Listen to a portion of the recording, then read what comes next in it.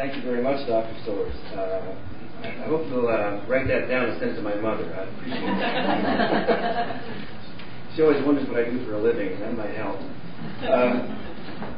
She really wanted me to do phys ed teacher, you see, and I had to say where I am, just for cover. Well, I also am very, very honored and pleased to be here. Much appreciations go to Dr. Domas for setting up this series. I think it's very exciting to have this in the first place. Often in our own field of social work, we tend not to do this. We tend to go to other scholarly events and try to then fold that into our work. And I think we've reached a point in our development where we are in fact ready and able to do just what Dr. Domas is doing. Special appreciation to Dean Smith. We sit on a couple of national activities together and get to share stories about our different areas and different schools, and it's clear to me that a lot of exciting things have been unfolding at the University of Buffalo in the last couple of years, and great things to come. So thank you for that. I tried to do some comparisons between South Florida and Buffalo, and I didn't get very far. But I did find three things. One is I discovered that we both have the same name for our football teams. You have the Buffalo Bulls and we have the South Florida Bulls. So there's a start, right? I think we're in different leagues, but that doesn't matter, does it? Then I also said, well, sure enough, I was at the Anchor Bar last night, and I said, well, this is the port, and Tampa's a port, but where else could we go? And I took a bite of those wings, and I said, the cultural contribution to the nation are buffalo wings. We gave the nation Hooters. All that I could find. I'm sure a few more days I'll find a few more, okay? More important ones. Okay, let's talk about what we're here for today, and I think that Dr. Soares did a nice presentation, a nice kind of wrap-up of what kinds of things brought us to this point. Because the vast majority of research that we do, whether it's intervention research, whether it's data sets, whether it's trying to pull together meta-analyses so we can understand what kind of things are featuring into the effects of the work that we do and so on, seldom do we get a chance to develop a research project at the same time that we're developing the actual program in vivo. And I think that's made this very, very special and has allowed us to collect data that has not been very much available to us in the past. Now, I, like most of you, spent a great deal of my career as a clinician intervening and trying to evaluate those interventions and try to understand more fully how to affect change in clients who are sometimes troubled, sometimes extremely troubled. And most of us in social work spend a little bit of time, very little time on the whole issue of prevention. I think that by virtue of our skills and our communication levels, every time we say hello to somebody, it's a quality of prevention going on because of what we do. But never has that been the thing that we stand up and say, this is what we do. Seldom can you find funding for prevention projects. Seldom can you measure a prevention project. And the question is always asked, preventing what? Well, preventing things from getting worse, or preventing things from going into a mental health spin, or exactly what are we about? We tried to answer some of those questions in this particular project, but I should start off and say to you that the project we're talking about now has been underway for about 4 or 5 years here in the U.S. Prior to this, when I was at McGill, we did a 5-site study across Canada to determine what could be the best practices for delivering such programs to at-risk youth in disadvantaged neighborhoods. And the reason we got funding for that was as simple as could be. A number of foundations approached us in Montreal. Seagram's was the major funder at the time. And they said, gosh, Dr. Rowe, every year we hand out lots of money to art projects all over the country, all over the world for that matter. Do they work? It was an honest question.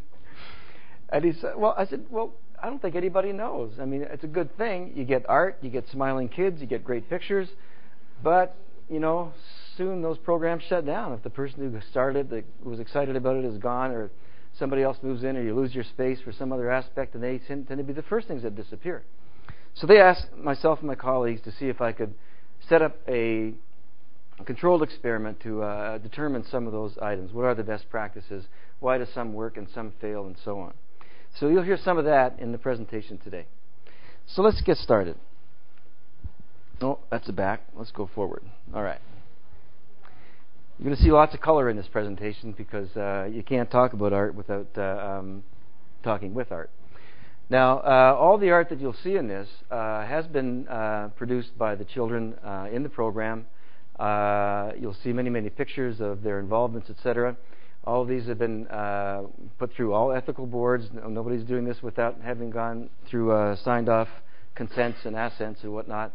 And what we're kind of happy about these days is that more and more parents are getting involved and becoming engaged in the activities, and we think that's going to be a strong element as we move along. We need to give some credit where credit's due. Myself as the PI, but two famous graduates from this university. Lisa Rapalici, who I stole from Nancy, actually by way of Nevada, by way of Nevada. And Dr. Robin Ursing, who also graduated from the University of Buffalo, and by way of Kentucky, found her way down to South Florida, and we're very pleased. Dr. Jerry Miller is our site expansion manager. We're so glad to have him. He's an organizational psychologist, and that's exactly what we need at this point, given the number of spinning balls that are happening with the size of the project. Carolina Von Trapp was our first project site director. She now is more involved in training other project site directors, but a lot of the talent that you'll see in this particular program came from her. And I will save you the trouble of asking, yes, she is one of the Von Trapps, right? But she says, don't ever ask me to sing. And I think she means it. So we'll take a look at 5 items today: the background, the beginning of the project, the art program itself, the research that's attached to it, and the future where we think we're headed over the next little while. Since its inception in 1899, the juvenile justice system has approached juveniles in either a rehabilitative or a retributive manner, depending on crime statistics, public opinion, and political agendas. We've all seen that. 1990s proved to be one of the harshest eras for youth in juvenile justice system, as many youth were transferred to the adult system. Sentences were lengthened, boot camps were at the height of their popularity, and you certainly saw some of the results of that in your agencies and your settings and in the families that you deal with. Beginning in the late 1990s and early 2000, juvenile crime and violence and arrests have declined. But these statistics, in combination with the lack of empirical support for boot camps, publicized deaths of juveniles under the care of the JJ system, and the realization that 2/3 of the juvenile justice population have some type of mental health diagnosis, have forced the system to make some changes. The juvenile justice system has begun to look for alternate preventative programs, and this is one of the ones that I'm going to introduce to you.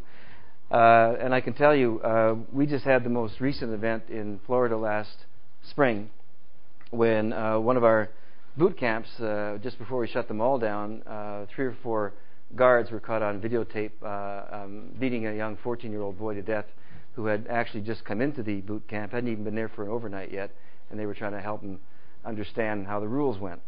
That case has been thoroughly investigated and found wanting at all levels, and a week later the boot camps were closed en masse in Florida, as they should have been a long time ago. So we'll talk a little bit about process funding. DJJ is now funding the project as of this year in excess of $5 million. We have a multidisciplinary team working with us, and that includes social workers, community psychology, anthropology, criminal justice, education, and working artists.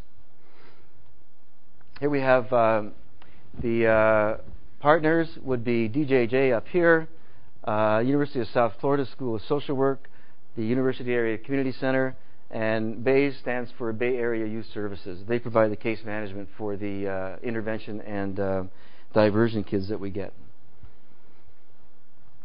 I mentioned maybe earlier that, well, that was a short one. You've got to be fast on these. The picture you were just shown is actually the community center where Prodigy began. Now, no, not all community centers in Florida look like that. In fact, this is the only one that looks like that. But it came from a weed and seed project that was in place about 10 years ago.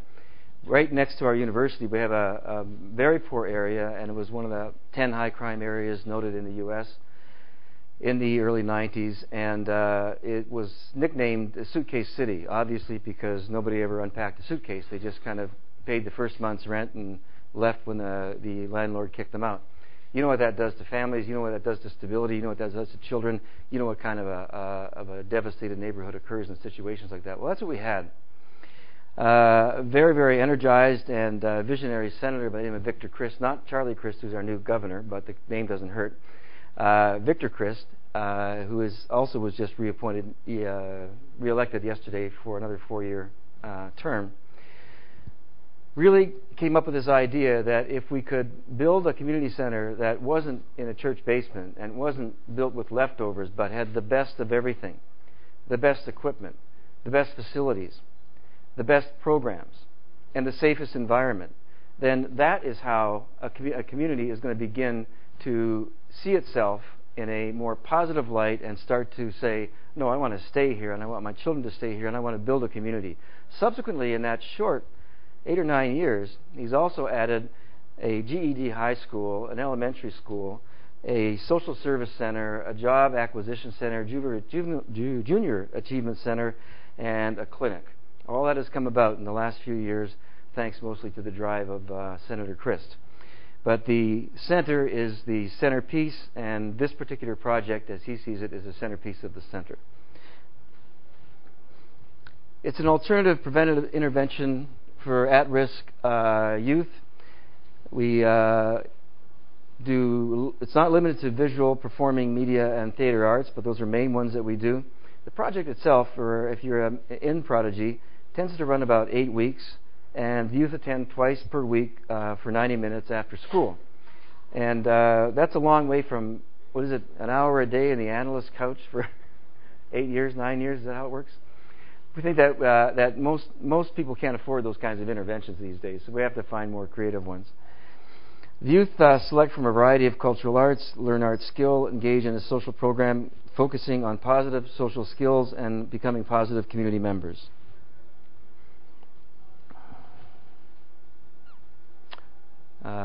My art director threw a lot of nice photographs in here.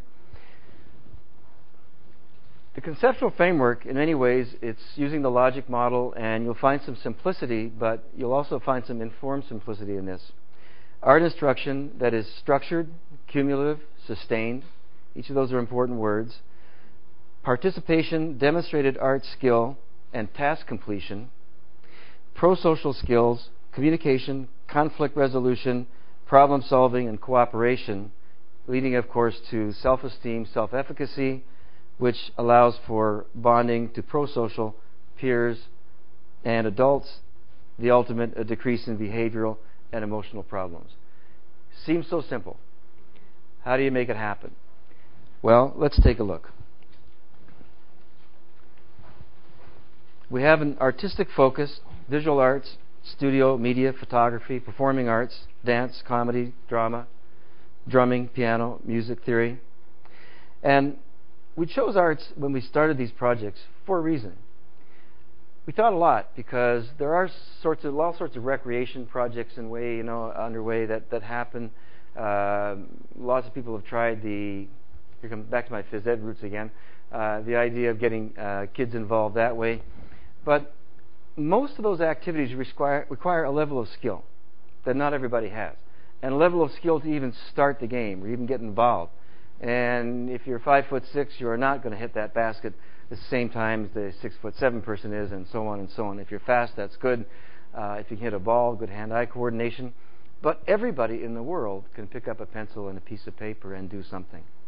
Everybody can listen and feed back. Everybody can get involved in a conversation that turns into performance art and something else and something else. We chose art for a reason. We felt it was the great leveler, that it really was democratic in its own process.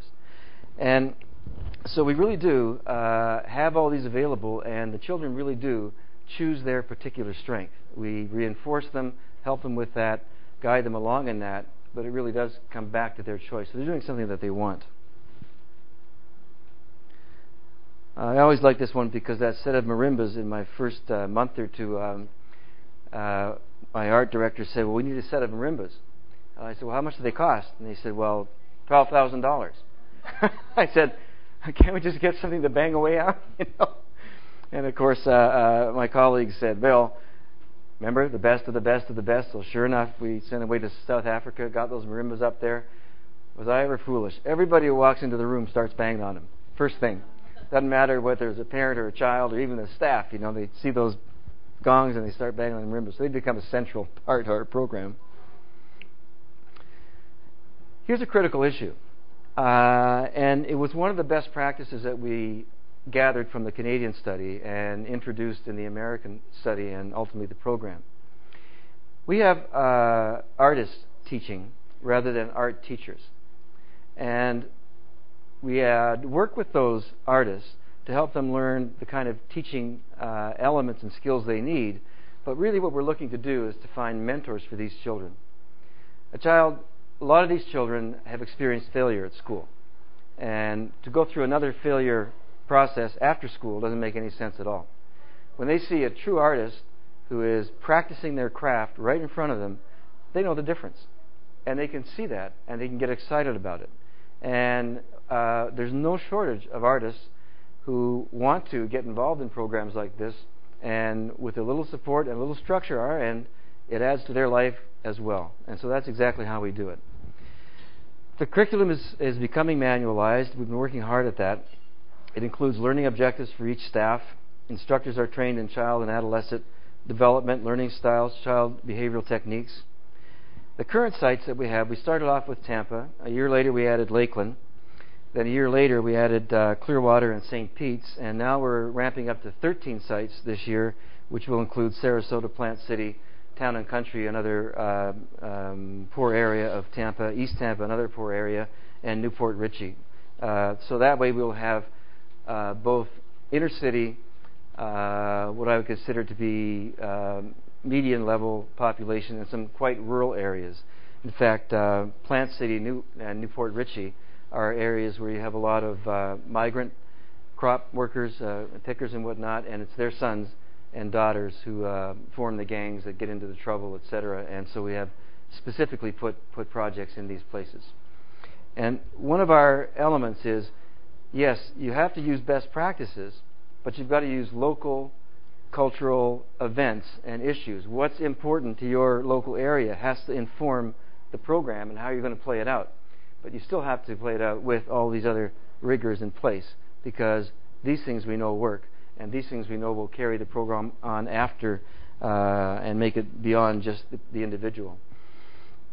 Personal development focus, we have workshops and on the whole issue of personal agency, identity building, recognition for positive behaviors. We help our art instructors learn these techniques.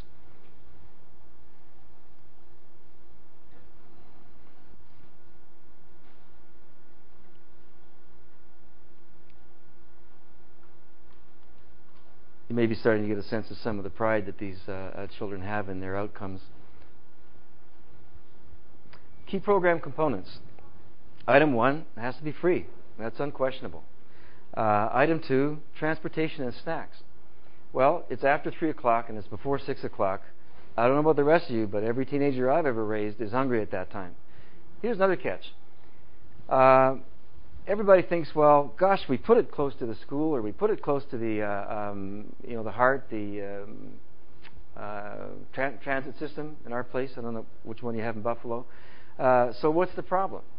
I said, well, the problem's simple. If these kids go home, they're not coming back. And it's not because they don't want to. It's because they get tagged for babysitting, they get tagged for errands, they get home and some trouble's going on. All these things can happen. What you have to do is you have to get to the school and you have to be there when they walk out of that door and take them to the community center, one way or the other, whether it's through buses or volunteer drivers or other sets of events. We're lucky that we have a recreation facility where a lot of these kids are taken to, and we bus them directly from there to the art programs. So transportation is more of a key issue than anybody can ever imagine. As mentioned before, choice and variety of art activities. They've got to be fun, but they also have to be challenging. You can't be cutting out paper dolls every time. You've got to be doing something more. Very caring staff and youth relationships, and this is monitored quite closely. Here's what we're looking for. Positive outcomes for art skills and pro-social behavior. Following instructions. Putting effort in their own work and completing a task within the allotted amount of time. See, we aren't looking for giant changes in behavior and emotional ahas. We want these little things as our outcomes, and we think the rest will come. Task completion, ability to focus on their own work. How often do the children who get in trouble with DJJ have that as their greatest problem? Not being able to attend. Pro-social communication, cooperation, respect, problem solving, capabilities, and following group rules. Again, another big challenge for a lot of these kids, but part of what's central to our program. Social skills, appropriateness in communication, assertiveness, art skills, achieving the goals of a specific class, development, progress in age, appropriate skills, and participation, general enjoyment, and the degree of involvement in the art activities itself.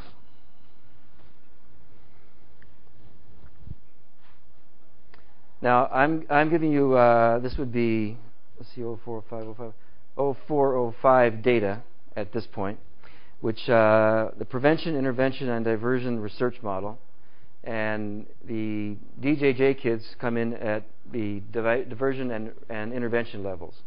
So they have case managers, and they are, as a diversion kid, they choose our particular program. They can choose others. As an intervention kid, they are directed by the courts to come to our program. Normally we'd have about, on the Tampa site alone, we have about 500 kids in the intervention and about 300 to 400 kids in the diversion. All the rest are prevention. This is not required. This is a program that's open to the kids in the neighborhood or other neighborhoods, as you'll see soon. And they show up, as you can see, by the thousands. And you and I both know that really these are the younger brothers and sisters of the kids that are in the program up here. Okay, I'm glad we're on the same page. So that's why we're thinking about it as prevention, for good reason. The other element, of course, is rigorous evaluation by our university. We have partnered with the school system. They've allowed us into their data sets so that we can draw out school performance, kind of social skills that are occurring in school, the kind of conflict management. Are they getting referrals for these kinds of things in school and so on? Can we see movement or changes based on their involvement with our program? Youth are considered at risk in that they reside in impoverished neighborhoods. They attend poorly rated schools and have few to no resources available to them. Some of these schools, you're familiar with our Florida FCAT and what that's done to our school system over the past years, where I guess it's the old phenomenon. The good schools get more funding, the bad schools get less funding, and I don't know who brought this idea up, but I think he just lost his job last night. Anyway, there are some values to the FCAT, but this isn't one of them. Not for our kids and not for these neighborhoods. So they're at-risk kids. Some youth are from the community, others have stayed from DJJ, as I mentioned. And I talked about the court disposition along with fines and probation, so I won't be redundant on that. Oops.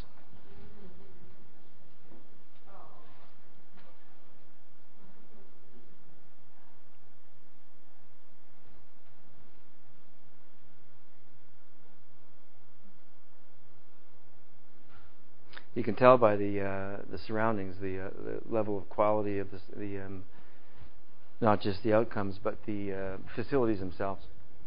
When we hire someone to do media arts, we get the best possible computers and that kind of thing. When we put on the actual theater that we have for putting on plays and whatnot, occasionally some of the local TV groups come and borrow our facility because it's just that much better than what they have available to them.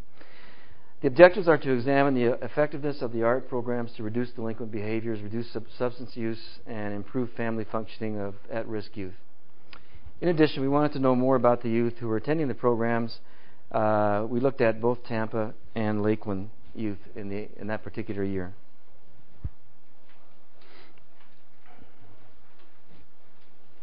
We used the delinquency index as a measure. We used the MASI as well, the Massachusetts Youth Screening Inventory, Family Assessment Device, and Community and School Resource Questions. We didn't want to hit them or overdo them with instruments at this point, and we figure that we can add in instruments as we get more refined information about what's happening and what's not happening. For example, we're starting to build in this instrumentation that takes a look at the substance abuse issues because our particular instruments do not pick that up in a very good way. But in the beginning, we wanted to use standardized, well-accepted instruments that had easy comparisons throughout the country. The school information we get is about behavior, attendance, academics. Crime records, of course, are available to us. And we also get the art instructors themselves to complete a post-test inventory regarding the level of art skills, whether they stayed the same, decreased, and the kind of behaviors they observed in the classroom.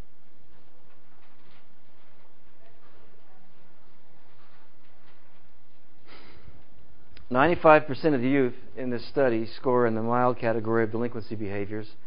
The youth report concerning mental health symptomology: angry, irritable, 45 to 53%; somatic complaints, 29 to 39; depressive, anxious, 24 to 32; suicidal ideations, 6 to 11. Drug and alcohol, 4 to 11. You can never trust that. Traumatized boys, 25 to 53, and girls, 17 to 50%. Thought disturbance, 13 to 20%. We're not dealing with a crew that doesn't have problems. Are you with me? These are not cherry-picked for their strengths, et cetera, et cetera. It's exactly what you see in your agencies. It's exactly what you see in juvenile delinquency or juvenile justice facilities. These are the results from the 04-05. You're taking a look at, of the children that stay throughout the entire 8-week program, 90% non-recidivism after 6 months. And 89% remain crime-free for, yes, that's measured at 6 months as well. Okay.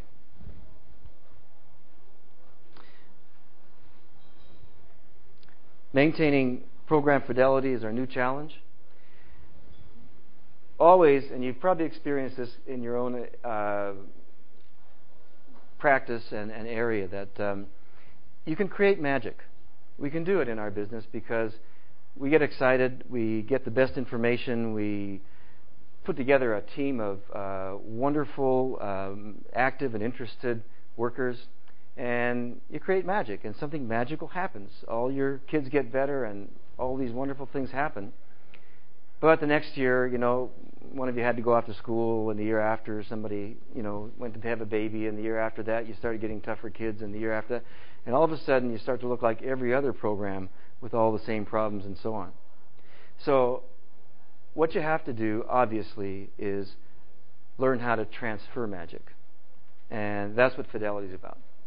So we have to identify and measure the core components that are making a difference, both in the classroom, the program structure, length, characteristics of the instructors, the organizational structure around them.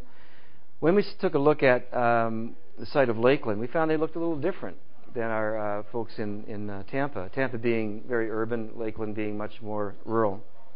They were older youth, less culturally diverse, higher scores on delinquency, significant reduction of such, more alcohol and drug problems, more depression, anxiety, more suicidal ideation, more trauma, more thought disturbance, but still remained 83% crime-free after program completion.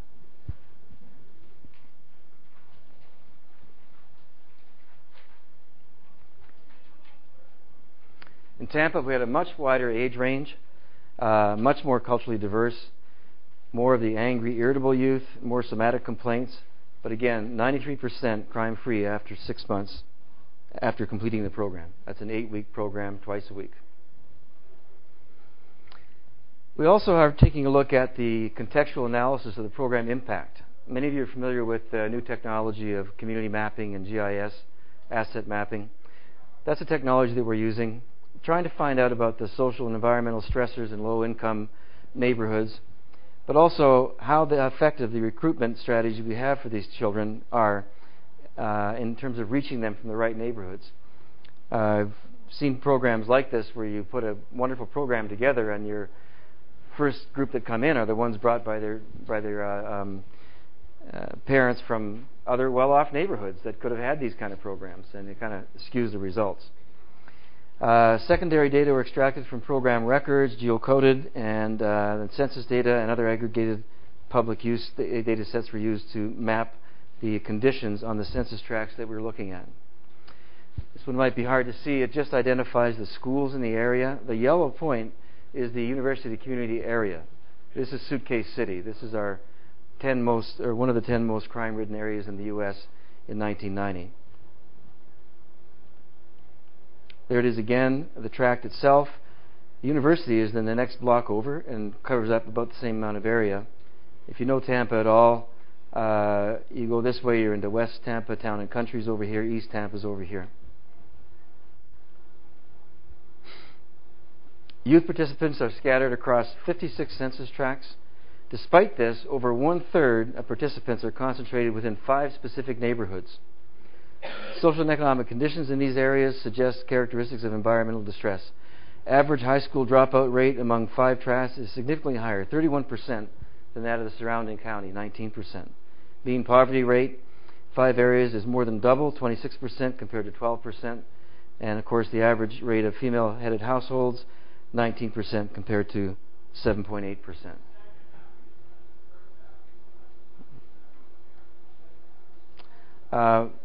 This was an attempt to get at some of the assets in the area, and really what they're looking at is where are the possible assets to build on, the schools, the churches, faith-based, what kind of health care, what kind of neighborhood associations, social service, and other.